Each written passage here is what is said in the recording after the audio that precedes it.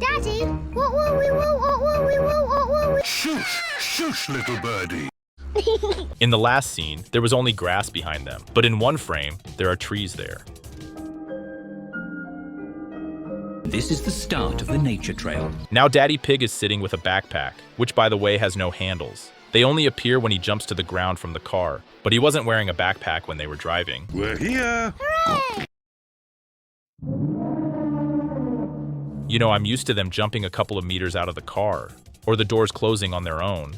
But I have a question. Why did they open the door if they're gonna jump out of the car anyway? Don't forget the picnic.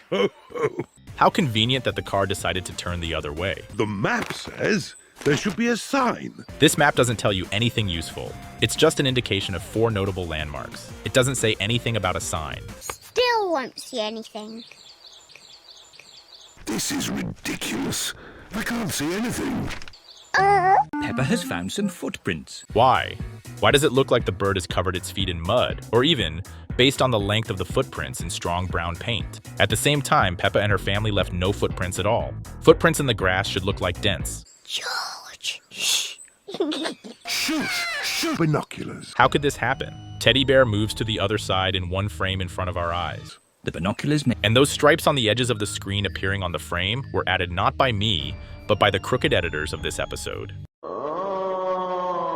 The footprints are being made by ants. This is ridiculous. Ants certainly don't leave footprints like that. Imagine one of the employees getting paid to come up with this. But which way is the car? My map will show us. Of course, the map that's been lying on the ground underneath you all this time, based on the animation as you pull it out. And in this frame, there's some mystery going on with the backpack again. Plus, it's missing its handles. This way. Who put that tree there? It's not on the map.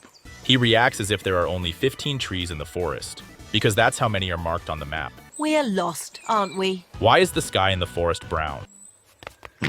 All this time, we've never been shown how they leave trails. Even now, George ran to the footprints without leaving a footprint. But somehow we're supposed to believe that's normal? I know. Peppa stands next to Daddy Pig. This is dark. Daddy Pig is gone. In this scene, they're eating a picnic. But when the ants come and steal their food, the ants have a second bunch of grapes, another egg, 2 carrots, 2 pears, and 2 slices of pizza that weren't there.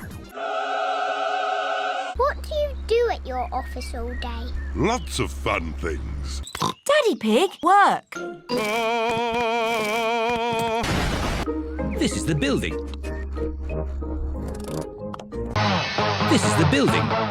This building is only 3 rooms wide. It's a little wider than a car. Given that the entire first row of windows is taken up by an elevator, I'm not surprised there are only 2 employees in the office based on the number of parked cars. It's Daddy Pig. Hello, Daddy Pig. Notice she didn't react to Daddy Pig introducing himself.